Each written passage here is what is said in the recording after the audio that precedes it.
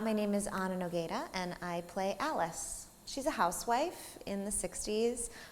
She's married to Ted. She's a mother of a 5-year-old, and she's someone who sort of grew up in one world and is now living as an adult in another. You know, she grew up in the 50s and the early 60s, which was sort of one thing in terms of being more conservative, more straight-laced, more really clear-cut on the rules of how to live your life. And now she's, living in her late 20s through her 30s into the late 60s and 70s. So she has like one set of ideals and is living in a world that doesn't necessarily have those anymore. Ted and Alice always saw Bob and Carol as like their counterparts, their equals, two very similar couples moving through the world. And then Bob and Carol kind of go through this transformative experience where they start seeing the whole world in a new way and are opening up sexually. And so the relationship, the friendship between the two couples really shifts. And suddenly you have Ted and Alice like, wait, what happened? I thought we were all playing by the same rules.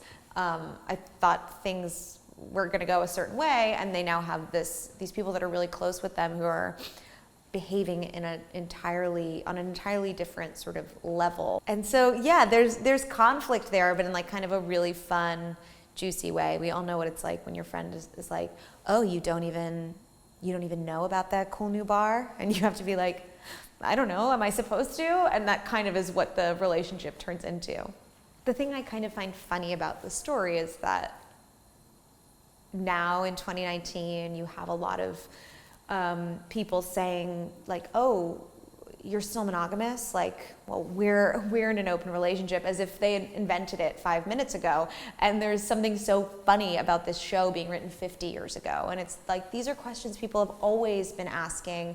This is part of the human condition, is that these two poles of desperately wanting love and security, which we all want, and also desperately wanting freedom. And we're kind of always being pulled between those two things, and we will be for as long as human beings are on the planet.